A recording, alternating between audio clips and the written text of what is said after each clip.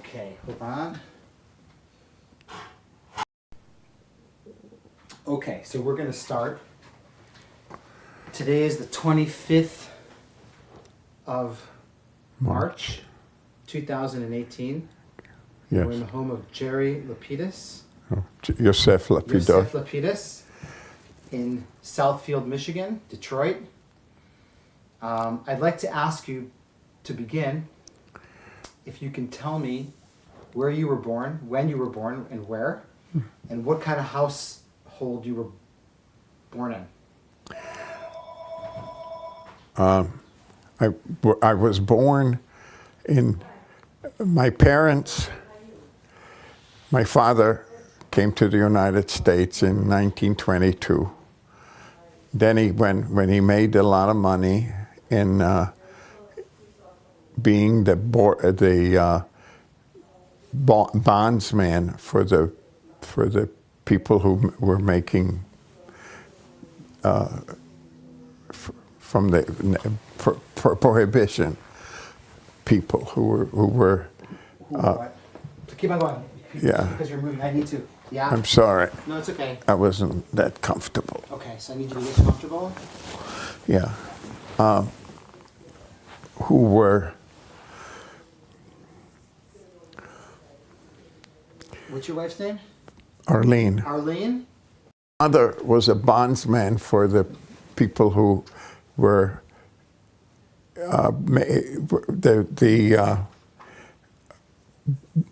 the people who made liquor during the Prohibition. And he made a lot of money. He came from Czernowitz to Vienna, and then from Vienna he went to the United States. When he had all this money, he decided to go back to Czernowitz to show what he's done, that he's not. What was your father's name? Eliezer Leo Lapides. He was the youngest of about 6 or 7 children. Okay. He was born in Czernowitz, and very prospering city for a Jew. Well, but he comes from the left side, the ghetto, from there. He comes to, and he was introduced to my mother, who was on the train from Czernowitz to Vienna. She was going to school, to a finishing school, and she was about 6 or 7 years younger than him, and they fell in love. He decided, they got married. They were going to get married. My father went back to the United States, then came back to Czernowitz. The wedding was a big wedding, apparently, in Czernowitz, among the big people.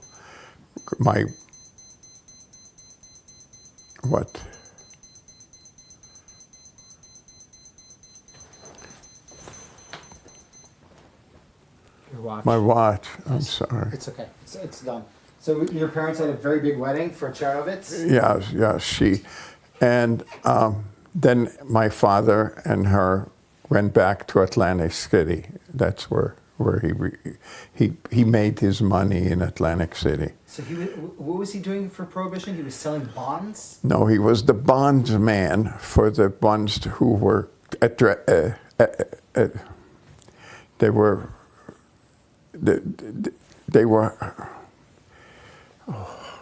I have problems with memory. It's okay.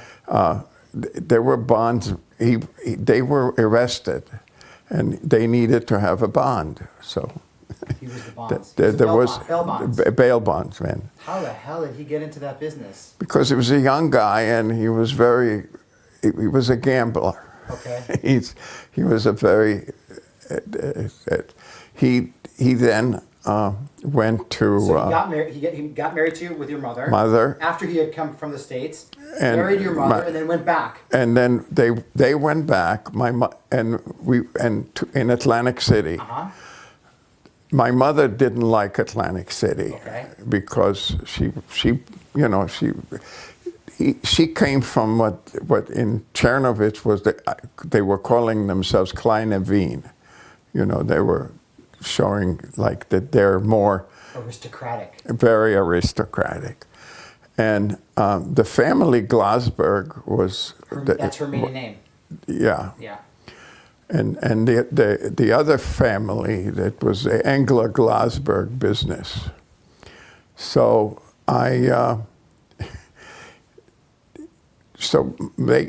she came, and in her 5th month, she decided she was going to go to Chernovitz and give birth because she wanted to be with her mother.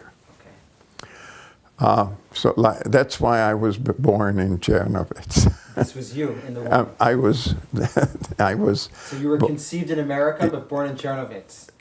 Yes. Okay. No, well, where I was conceived, I can't. I can't speak. But your mother decides in what year? I was born in 31, Okay. so it must have been 1931. Yeah. Because I was born in May, May. and she was in their 5th month. Yeah, So okay. So your mother. So you're born in Chernovitz. Your Yeah. mother's in Atlantic City. yeah, and then he comes and he brings us all 3 of us, back to Atlantic City, and she stays there. And In Atlantic City. yeah, and she actually right in a suburb of Atlantic City. Okay. And my father, then there's another thing. My grandfather, the Glasberg Engler, they were wood barons. They were delivering wood all over. And so the prohibition was over. And my father thought that the people will need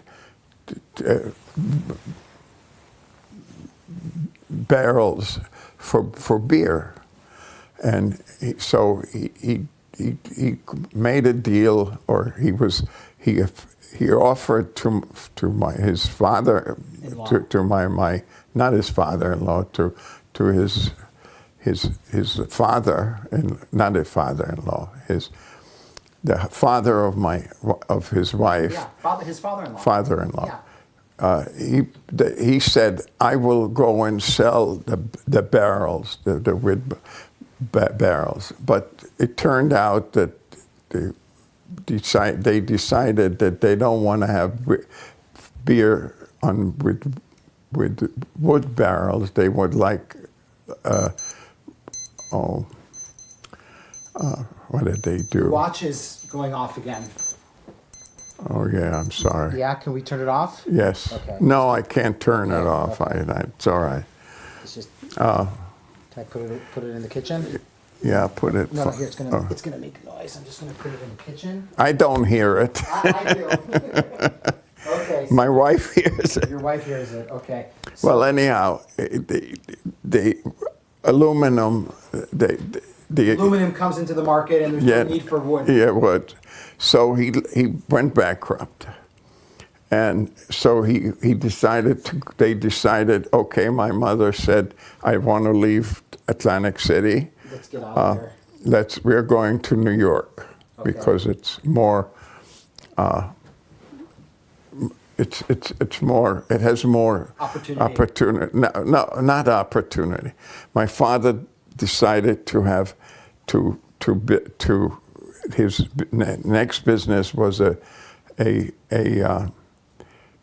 livery where for rich people. But then the other thing what happened was in 1930 32. No, was it? You're not, people, the rich people didn't need to go in special cars. How would you call it? Limousines. Yeah. So he got stuck. So the question was after that, what is he going to do? And he's a gambler. And so, but he did what my mother said, and she said, I'm not going back to Chernovitz. Who said that? My mother, I'm sure. She's okay. Or he said that. Okay. And so they decided to go to Chernovitz because that's where their parents were. So they did that, and I think that my grandfather, who was a Zionist, had already a business in Palestine. What kind of business? Woods. I mean, they had so he was shipping woods because the Jews were coming into Palestine, and they were building, and so that there was material. There was a request for lumber. Sure. So he and there was another. So there were another family was already in Palestine. They were from the English side of the family, and my father would come. So I think my grandfather said to my father, "You're going to Palestine, and you're going to be. There's enough for two families to live," and so that's why we showed up in Palestine. What year do you guys show up in Palestine? 1934. 1934. You're 3 years old. I was 3 years old. So you don't remember Atlantic City really, or? No, I have no memory What's at all. your first memory that you can kind of... I think my first memory was when I was on a big boat, because I guess when we were going to Palestine, I was on a big boat. By that time, I must have been 3-year-old, and I see a train that goes near the water, and that's it. And then we come to Palestine. Where does your family settle in? One thing I want to ask you before, are your mother and father, are they Zionists or are they opportunists? I think my mother, we were Zionists. I mean, there was no question about it. She definitely, because her whole family were Zionist. Her mother was the head of Witzel. So there was a strong, and then there were other cousins and that. My father's family, the Lapides family, also made Aliyah. Okay. They stayed in Ramat Gan, and they were in that area in Tel Aviv. Your father moves to Palestine. Yeah. To basically run or supervise his father-in-law's factory. It's not a factory. It's a business. It's a business. Yeah. With another relative. With another relative. Right. So you guys moved to Haifa, is that No, correct? we moved to Tel Aviv. To Tel Aviv, where? Do you remember? רחוב בילו מספר 11. בילו מספר 11. רחוב בילו מספר 11. על יד שנקין, זה בסביבת שנקין. And that's where Anna lived. Ann Newman, who I interviewed today. She was on Balfour and Echad Ha'am. טוב, אנחנו היינו במספר 11 בילו. והלכתי לגן הילדים, יש What was it called? הגן של גן ילדים של צילה. Tzila. זה על, In English. it was right on Sderot Rothschild. Okay. And so, and I went there. In fact, there's a picture over there. I guess it must have been the first picture that the children and that, and I was sort of in the corner. And then we went to Tel Aviv. In 1936, there was the disturbances came, and the lumberyard was in Yaffo. One memory was that I was the favorite of one of the workers, Arab workers, at in the Yaffo when I would come to visit my father. He used to give me little gifts and take care of me. Yeah. But then in 36, the first thing that happened, the lumberyard was burnt. The Arabs. Remember that? I don't remember that. No, but do you remember not it being burnt physically, but do you remember well, the situation at home? The situation at home was that we moved. We couldn't stay in Rehov Bilu in the same neighborhood. We moved temporarily to a one-bedroom place, and my father then bought a bookstore in Haifa. Pinat HaSefer was the bookstore. Bought it, and he had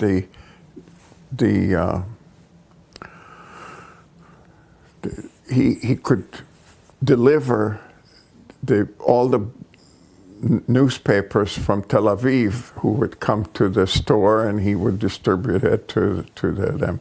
So that was his business, and the bookstore. So we lived in Haifa. Moved to Haifa. And I went first to a Mapai school, because the Histadrut was right next door. The All you have to say is Haifa. כן. העיר האדומה. חכה, אבל היה בית ספר ריאלי. Yeah, but it was also, but Haifa is affiliated with Mapai. Yeah. So as a result, one of our relations was the education director at the Histadrut. So he recommended the school for me for Kita, because I had Kita Aleph and Bet. I had in Balfour in Tel Aviv, and then the Bet Gimel Vidaled. A part of Bet and Gimel. I went to Haifa, and then we lived in Hadar Carmel, and we moved to Har Carmel with the Yekes, and then the school I went to, the Kita Daled, was in Bet Sefer Ha'ali.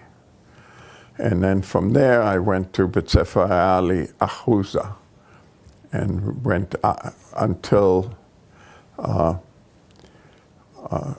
so I lived in Hadar Carmel, and until during most of,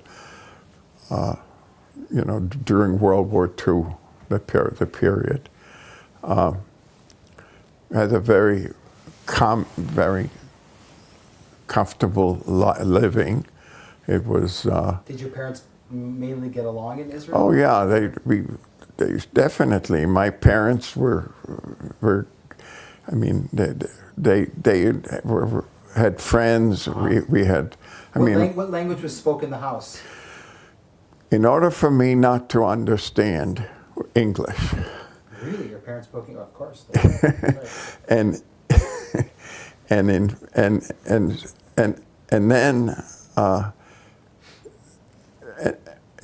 then Hebrew, of course. Excuse me? We spoke Hebrew. In fact, ani rak ivrit. I was definitely. No Yiddish. Lo, chas chalila. The Chernovics didn't speak Yiddish. They spoke No. My father did, but not my mother's side. Okay. They spoke Yiddish. They spoke, no. My father comes from the Yiddish side. My grandmother, my mother comes from the German speaking. She went to Paris to be finishing school. So she was aristocratic. Oh, she was very aristocratic. She was the eldest daughter of 3 daughters. Did you have any brothers or sisters? No, Only child. the only child. Only child. So when World War II breaks out, you're a young kid. Yeah, I was. What is it? 39. You're like in second grade. Yes, throughout the war. Do you join a youth movement in Haifa? No. The Haifa, once I got to Bet Sefer Reali Gymnasia, I joined the Tzufim. You couldn't, according to the rules of Bet Sefer Reali, that's the only No politics. Yeah, exactly. But Sefer Reali it's a school for like sciences and. No, the Bet Sefer Reali was intended to be as far as I understand it, to be the feeding school to the Technion. Because in Haifa it was built right next to the Technion. Gotcha. And so then, what age do you go to this school? Are you like 14? No. I went to the school on the Kita Aleph Bagymnasia, and then when I went to until almost the 7th or 8th grade in the gymnasia, but I went to Ahuza, and the unique Biram was the one who built the Bet Sefer Ali, because he comes from the Ezra side, from the German side of having schools in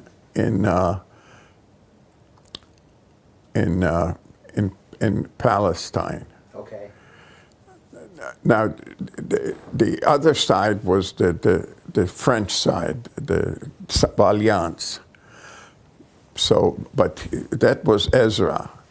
And he also had this, Biram had the idea that he wants to prepare the people,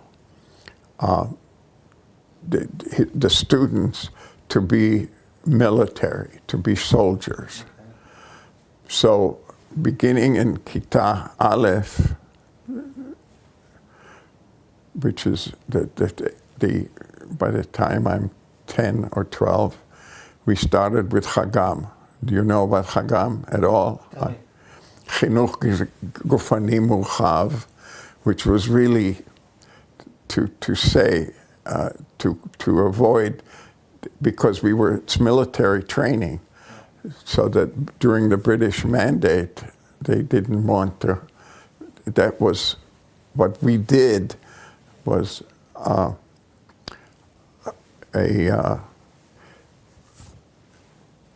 we were prepared to be soldiers. Sure. At such a young age.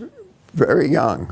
Morning parade in Bet Sefer.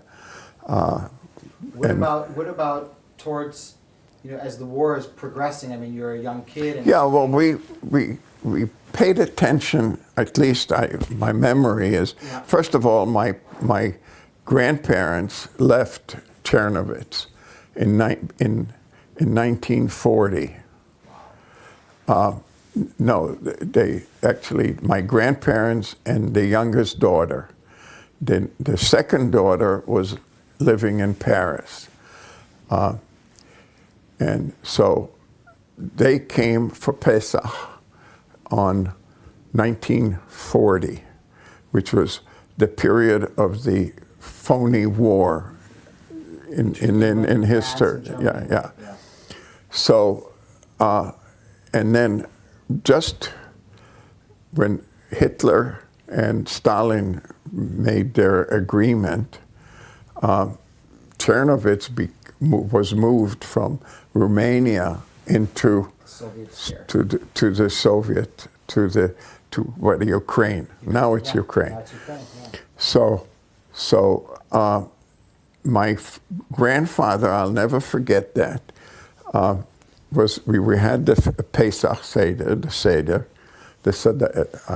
and he stayed for the Seder, and then he decided he has to go back to Chernovitz to save the things. He was a very wealthy man, so he wants to save the things. And he did. He went back to Chernovitz, and then he had to escape. And he ended up in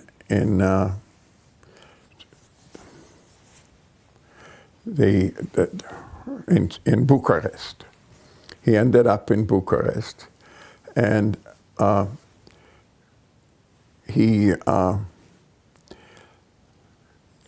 so we did, and of course we didn't hear anything from him, and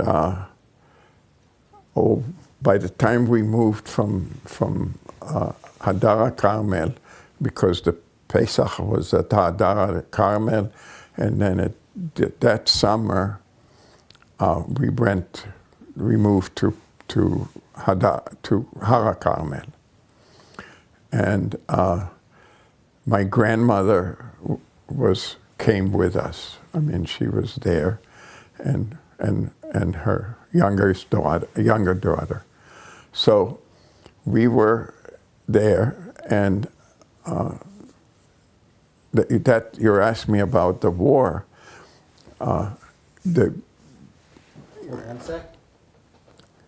Your grandfather? Yeah, was in Bucharest, and he decided while he was in the hotel, and apparently the hotel was a hotel which he was frequently a guest there for business. Yeah. They knew him about him, and it was a Friday, and he was חרדי קצת, אני לא יודע כל כך, and he decided to go to the synagogue. He said it was Yortzeit. He has to pray. So the people in the hotel said, don't go, because the Iron Guard was getting a pogrom. And he walked in, and he ended up in a place where they would slaughter animals, and he got slaughtered. And we do know about that because there was somebody who knew about it. When my grandmother heard that, and she walked into the cutlery, because our house was kosher. She walked into the cutlery thing, and then she took the meat, not dishes there, what do you call it? Forks and knives. Yeah, fork and knife, and put them with the milk. And she says, there's nicht kein Gott. There's no God. Yeah. And that's one of the things that stuck in me. The rest of my life up there was Chagam, was was very active. The Tzofim, I was involved in the house of the Tzofim. We went on Masai. We went on. We traveled. We walked through Israel several times in the summer or in the. Is your household affiliated with any political movement? No, I don't think so. Not No. that you know of. No, not. When you're in high school, like 15, 16, 17, when you were starting to be a young adult, Yeah, where are you going to high school? I was in Haifa, and I was in Har Carmel, and I was in the Tzofim, and the Tzofim, you know, were not just male; they were Girls. the girls. Yeah. We were, you know, we were going together on. We had all kinds of trips and Sure. things to do. Bet Sefer Ali was a very special school. And the Chagam gave me some, and the Tzofim gave me some, because I was a sort of a bashful kid, and gave me some more ability to be To express yourself. express myself. Yeah. Played sports and hike. Well, there was no the sports. I was a fencer. My mother said that I'm too shy or too quiet, and because my father's bookstore, I would just prefer to be at home and read books. And she had to search me when it came time to do my homework, whether I have a book hidden. So in Hebrew we say תולעת ספרים. תולעת, לא, זה לא חושב שזה תולעת. But anyhow, I did that. So she decided because she was very active physically too. She had a trainer who would come to the house. And I mean, that's It's very rare at that time. Yes. Yeah. And so she decided that I should go to boxing. And I didn't like that. I didn't find that. When World War II is over, you're 14 years old. Yes. No, we were doing well, fairly well. Yeah.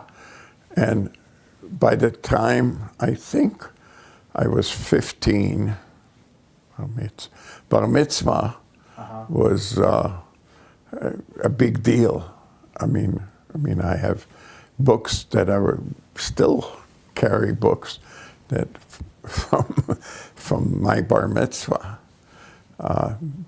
The Bible, Tanakh, Dubnov, I mean, the whole, because I guess people didn't know what to give me because of my... How and when do you join the Haganah? I moved, my dad went bankrupt, so we had to move. My grandmother was, while I, you know, she took over a hotel in Jerusalem, Pension Carmi was it called, and it was a place where most of the people came from Tel Aviv because of Jerusalem. It was cooler, as you know. So we went to. So we started to go in the summer to Jerusalem because my mother would help her mother with this. There's one little story about that. When Grandma had the hotel, she gets a call from the King David could she be willing to serve a British general and his staff? Will she have enough room to do that? And there comes Lord General something to visit to the Pension Army. Where is the pension located? It was in Talpiot. In Southfield, okay. And and the only language that she could speak with him was German. And he liked her. I mean, she was an attractive woman, and the food was superb. And so she was that. And to the point that as the war, as the Germans were moved from the war, from being threatened. No, Germans were losing the war already. The Germans were in retreat after El Alamein. Yeah. And he was one of the generals that did that. So, but periodically he would come to visit, and every time he came, she would go, "Der General kommt, der General kommt." So there was kind of a connection, and that was, and then when I moved to Jerusalem, I went to Herzliya. And Gymnasia Herzliya. Yeah, Gymnasia Herzliya. In Rehavia. Berehavia. And and that's where I got the name Lapi, because there was another Yosef. There was So you're in the Gymnasia Herzliya in Jerusalem? Yeah. And I was still in Chagam, and then I went from the Chagam, the war was, I think, over already, and I ended up to go to a training program for a Memkaf from Chagam. And then I came, that was must be not the end of the class, the sixth, must be the seventh class of there. And and then was 1940, then the 1947, the partition came. Where are you when the partition happens? Are you in Jerusalem? I was in Jerusalem. I was dancing in the street. It was a Friday night. Yeah. Right? Yeah. With this, I was in Jerusalem, and then we were very happy. I mean, as soon as we Did you have a radio? Yes, we had a radio, and we heard the story. I mean, we heard the thing that was from New York. We heard that. We were very happy, and during all this time, we saw all those white cars that were traveling with the United Nations, and because of the area of the old Jerusalem train station, and that whole area was, they used a lot of that place, because I think they stayed at the King David or something like that. So, and I was going by bike from Talpiot to the school. Now, it came after the partition, the first, I think November, I forgot the date. 29th. November 29th, so the 30th. And Talpiot was near Abu Tor and Baka, So all of a sudden I go for some reason, what did I do? I had to go on the bus. And so I went to the bus stop, and they said, we can't go because the people in Baca are throwing stones on the car, on the bus. And then that was the first thing.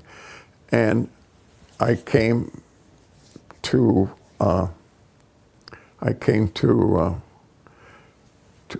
so I went to the bus stop, and I was in the last bus that was going. And as we come into Baca, there was the Arab, the young people were all around, because there was you had to go from Baca, and then you have to make a left turn to get to Talpiot. Yep. And so the bus driver said, okay, get under the seats. He himself went under his seat. He had the little window on the side, because these buses weren't the kind of buses that were really trucks that were converted to buses. So he had this little thing so he could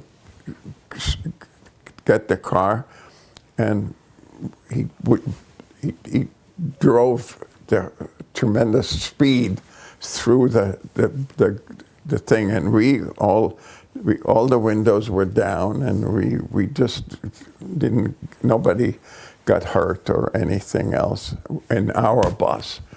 And then as soon as we turned to Talpiot, the British police was there. So they just let us go home. So we went home, and then the next thing I heard is, but I also, before all of that, I think it could be by the time that they did I was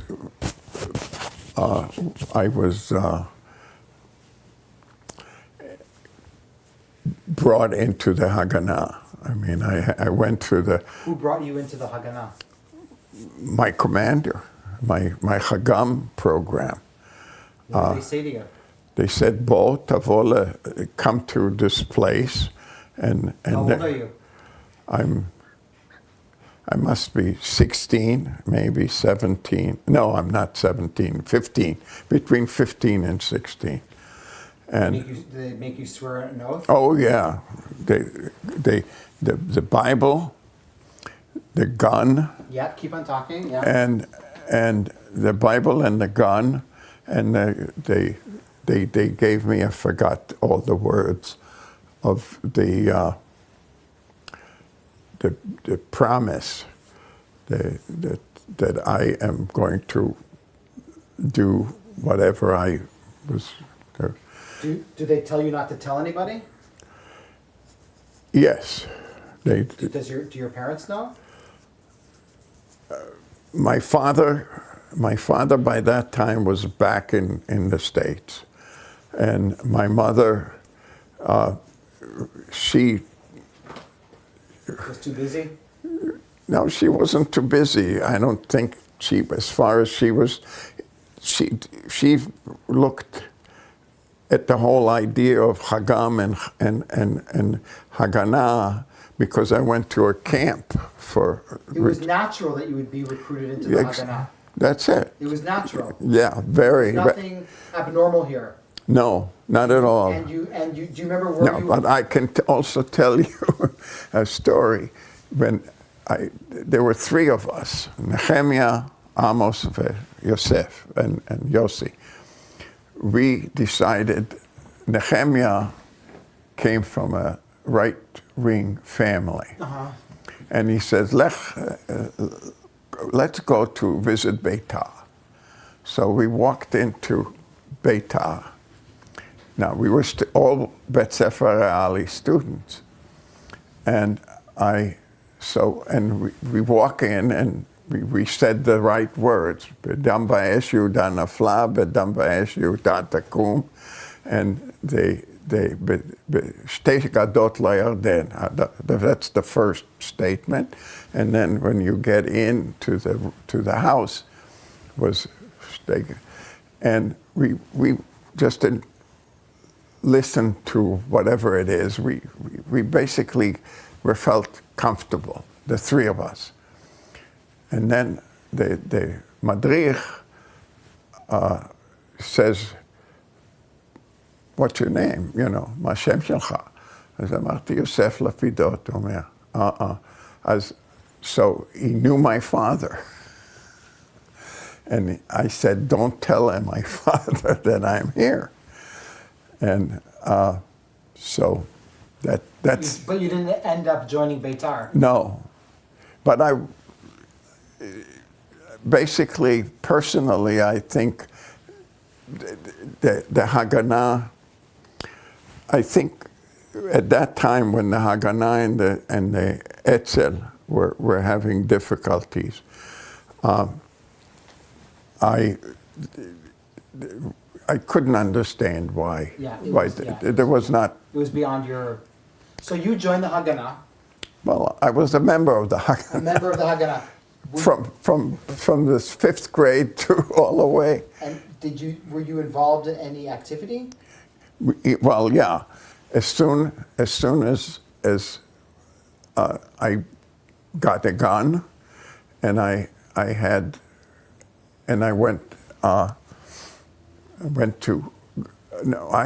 the gun training in the camp in the summer before the partition, and I had and that was I as soon as that somebody in Talpiot called me or walked in, and says, "Come, we need you," and so I said, "Fine," and So my first job, I think, was shmirah in a house, like a house that was close to Abu Tor. So I had there, and they had,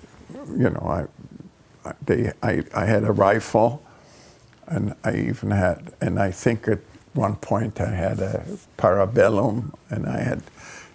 So I was already sort of a shoulder. The other thing is I was a tall guy, and then if they needed to have a rifle that moves from one place to the other, I could hide it if I wore my father's coat. So I would move the rifle. Move weapons around? What? You'd move weapons around? Yeah. Yeah. And Talpiot was right next to Camp Allenby. Right. And Camp Allenby also had another camp on the Bethlehem Road. Bethlehem. Yeah. And that camp was used to send, the police would drive to Talpiot.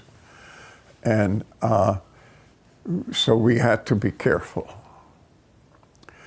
And at one point, there was a group of kids from I think, Haganah, or Hagam, who were caught in the city with weapons. That's a death sentence. But yeah, well, they were then brought to the British police headquarters, not headquarters. The Russian compound. No, not the Russian compound. It was right near the old city. Aha, the Kishle. The Kishle, okay. Inside the Jaffa Gate, right? Yes. Yeah. They were brought there, and then they were let out. And some of them were killed by the Arabs. When the fighting breaks out in Jerusalem, like when it really breaks out in Jerusalem? I was by that time, well, I was immediately from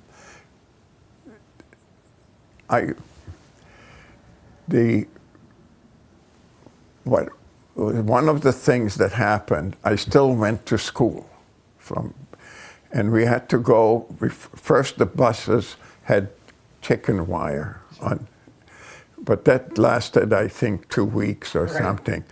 Then in Abu Tor, they were shooting. Yeah. And so Continue, sorry. So they were shooting in Abu Tor. So one of the things that happened, and then as part of the Haganah and Chagam, I didn't have to go to school every day. I had a day off. Okay. Oh, sort of. So and then while I was in Talpiot, I was assigned to be in a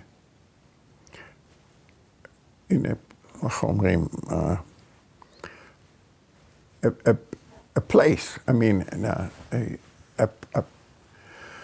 It's okay, take your time. בעברית יותר קלה. Okay,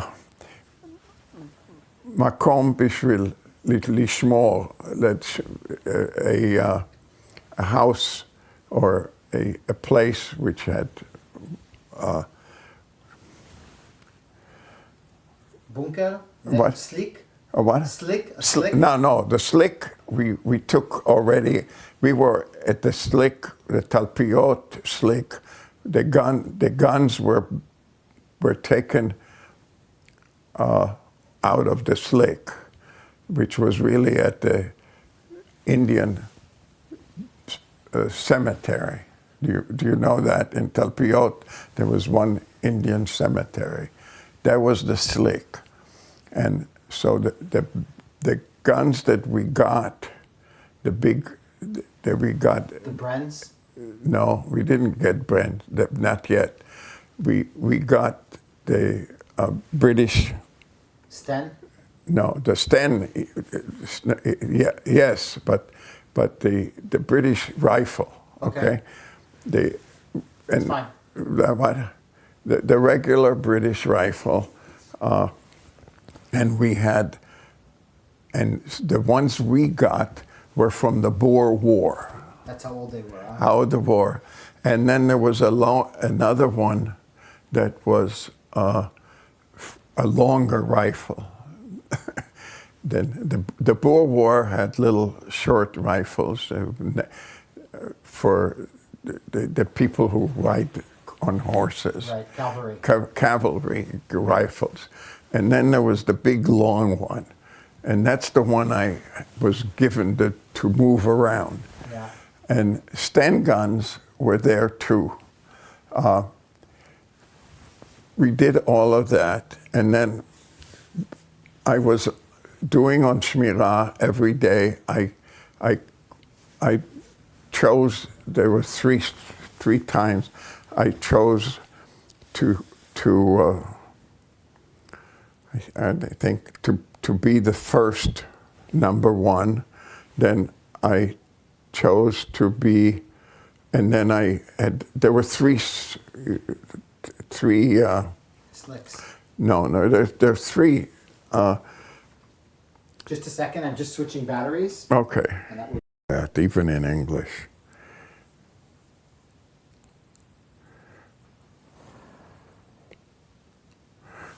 Okay. But We have... Okay. maybe this will give me.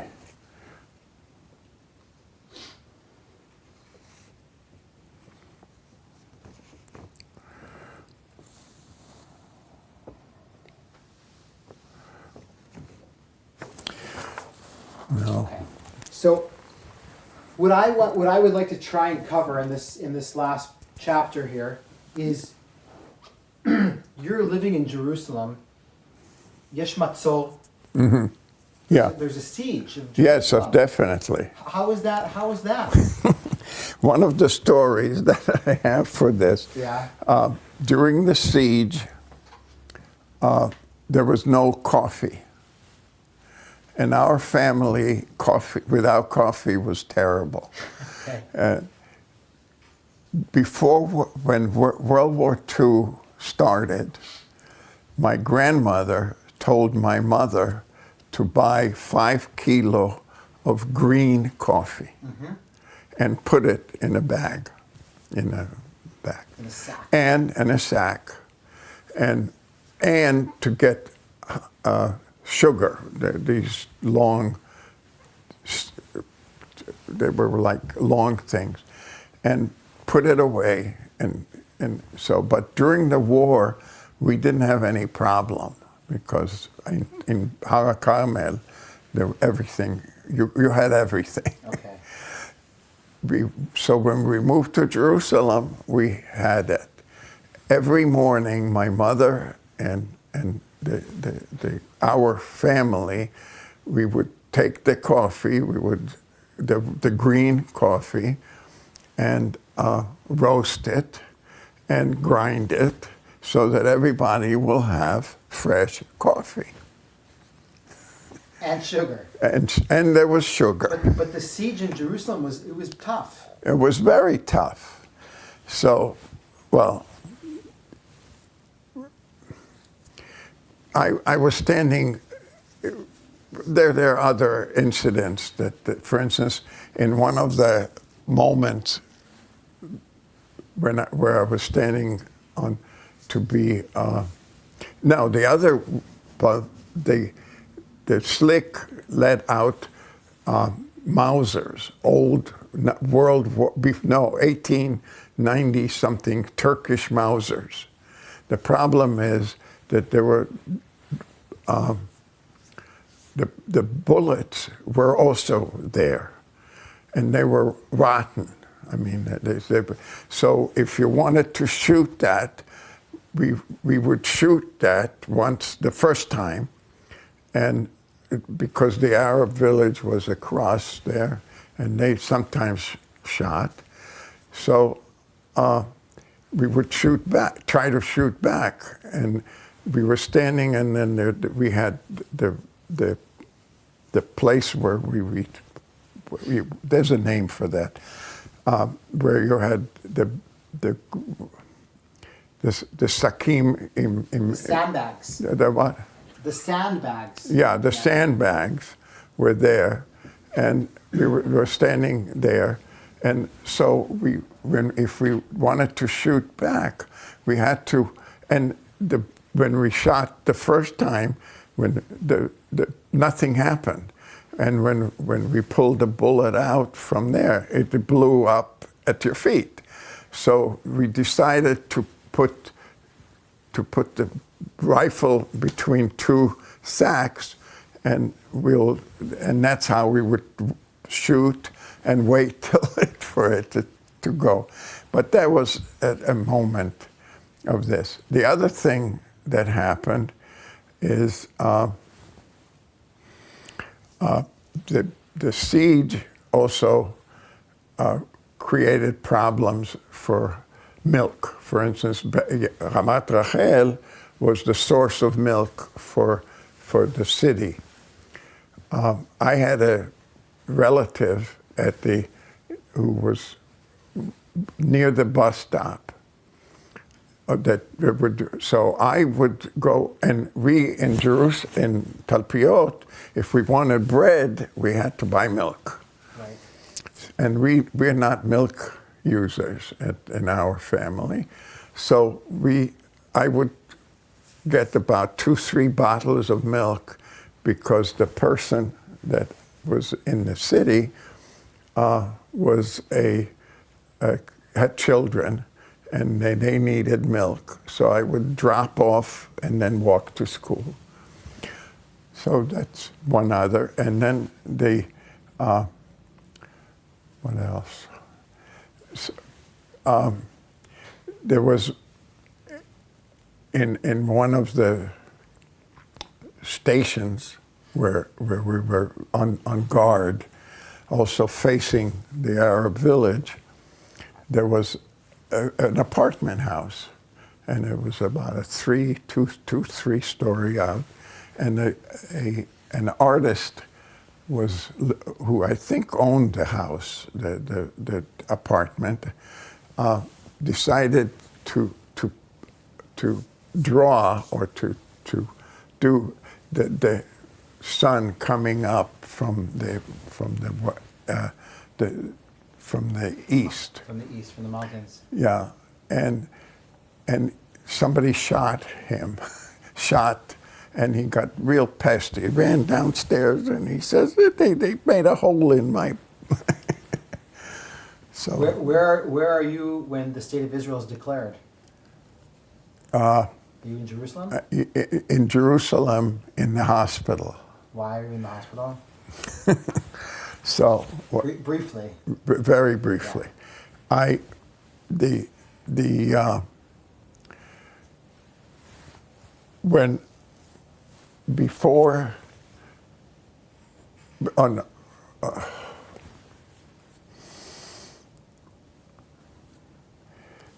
the I don't know how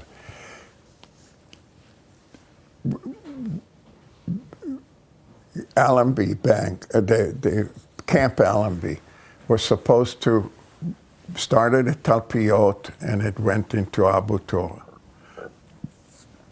The British were supposed to open the gate at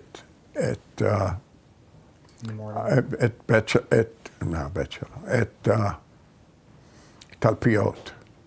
They didn't. So we couldn't get into Camp Allenby. Now, before that, they brought the Davidka up to Talpiot because the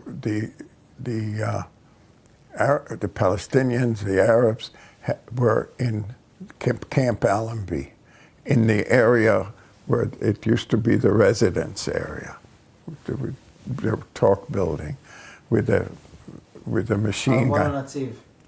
What? לא, ארמון הנציב הוא לא באותה סביבה. Okay. And they... Why are you in the hospital? I'll tell you in a minute. And then they decided that they have to get to open up the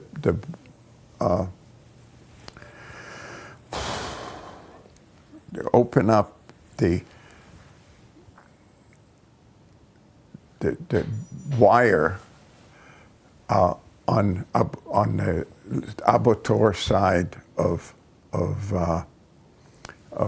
the camp. So they had an old one of those cars. I mean, tanks. I don't know, was it? Tanks. Yeah, and it was open. The driver was covered with plada, and the back was, but in the middle was this, and there was a big wheel on it, and I belonged, by that time I was in a flying group. We would go from one place to the other. Flying? Not flying. קבוצה של חיילים שהלכו ממקום למקום. ומה עשו?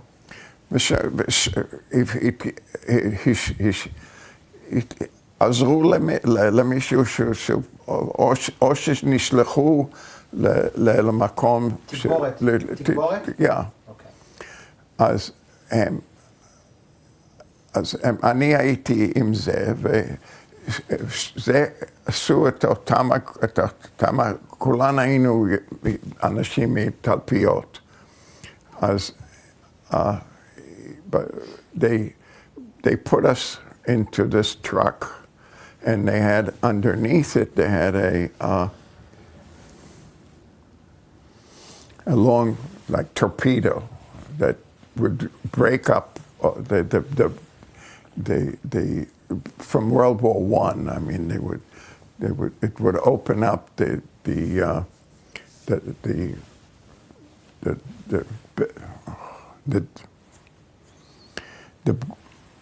things that they were asked.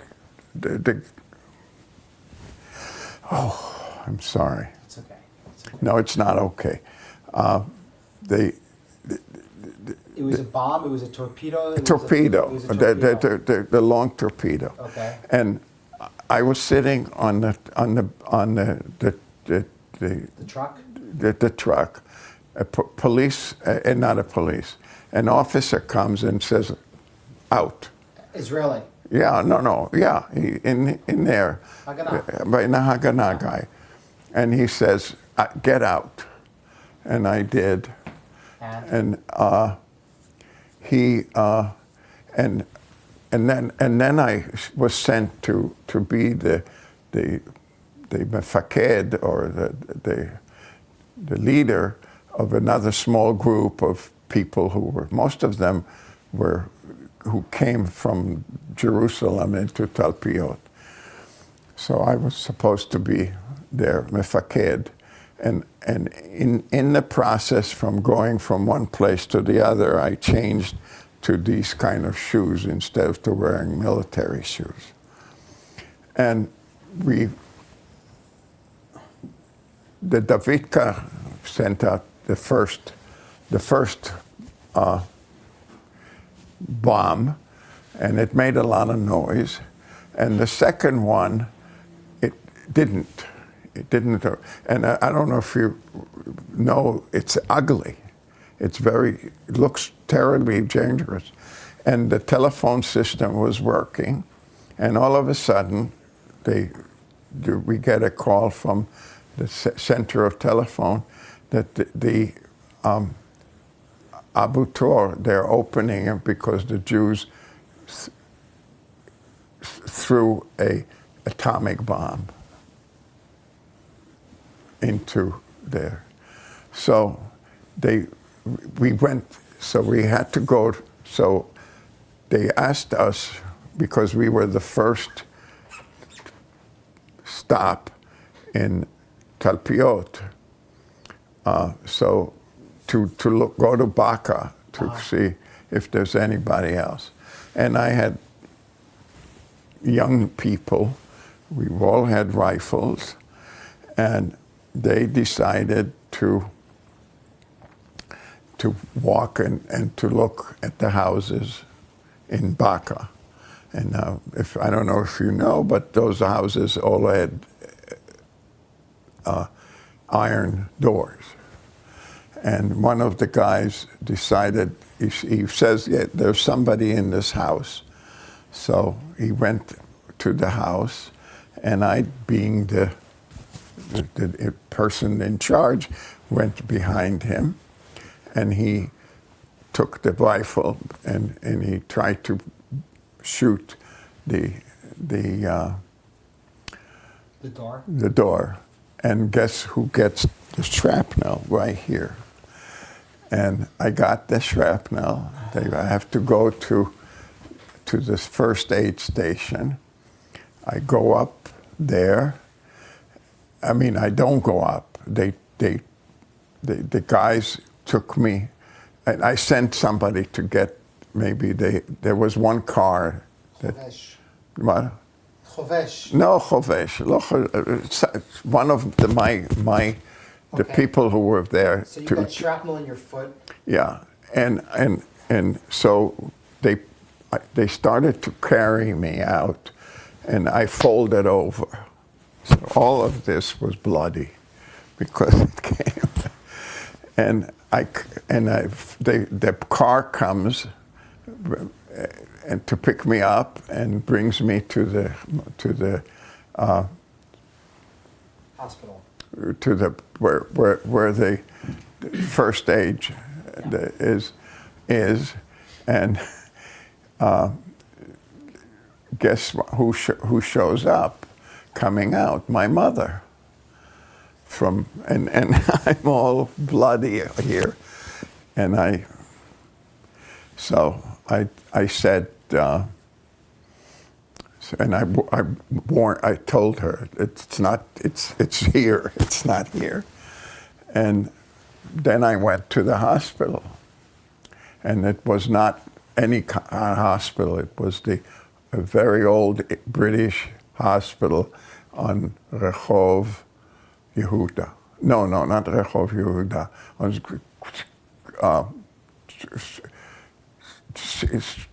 George Street. St. George? Yeah. There was a small hospital. Mm-hmm. And I'm in there. My mother and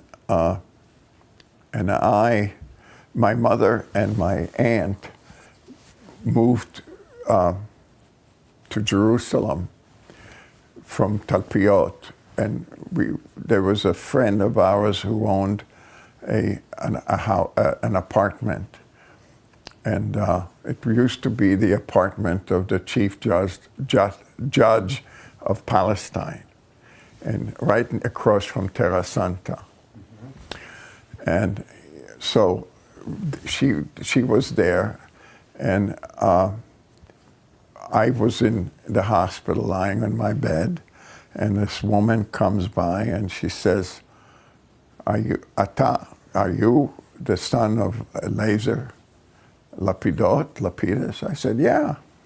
She says, where is he? I said, he's in America. And she says, where's your mother? And I was 17. And I said, well, she'll come and visit me. She says, make sure she visits you. She visits me. I said, well, why? What's the issue? She says, they decided you're not seriously wounded because all the Palmach was raiding, was trying to go through the old city. They were coming in, so they said So I said, okay, well, what can I do? And so I said, make sure your mother comes and sees me. And she said, and she told my mother that if my mother can bring a doctor to the hospital, they'll let him operate on my foot on the bed. And that's what happened. And I still suffer. So, and then after that, there was other episodes because of having been a Haganah person, because Jerusalem was supposed to be an international city. So there was a question of, do you keep the Haganah or because or not? Do you need to have something like you had before? So they did, and there were several moments that I was called to do something. Just to tell you all, Deir Yassin, the group who did the Deir Yassin, the Etzel group, the people were brought to Talpiot. They were what? They were brought, the Haganah brought them to Talpiot. After? After. And you were there? And they put me and our group to watch over them. And? Nothing. Did they talk? Oh yeah, we asked them what קרה. What did they say? הם התחילו לראות אותה, they started to shoot us, and so we took over. But they were kids. They were even younger than, I don't know if they were our age, my age, and they weren't as disciplined, really. They weren't? No. That's my opinion. That's your opinion. And tell me, your father's in America at the time? My father's in America. Now, that's another... I understand, but does he come back eventually? No. You guys go to him? No. My father... A few minutes left here. My father decided to come to America after he... made the bookstore. Yeah, no, he was already in bankruptcy. When he became a naturalized citizen, he was supposed to come back Right.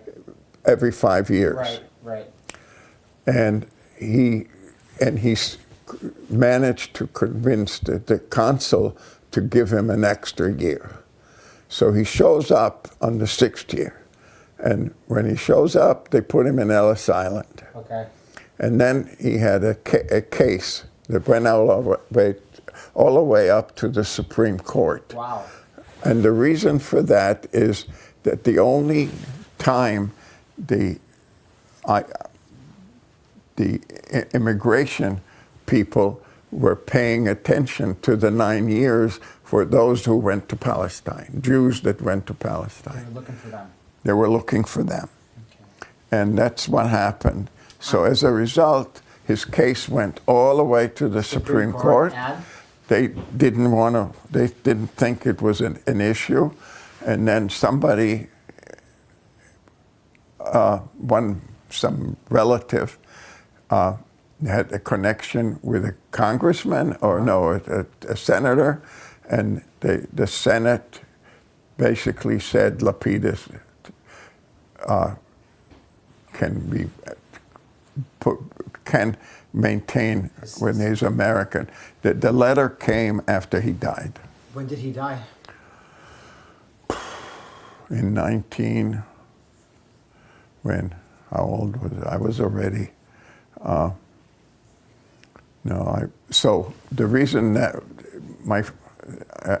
I was here the last day of 48, so he died about 2-3 years later, 48, 9, maybe, I don't remember. But and that's it. And that's why I was in the hospital. And that's where you were when the State of Israel was declared? Yes, May 15th. We left Talpiot, and people were telling us that we have a state. So. Okay, I'm going to stop.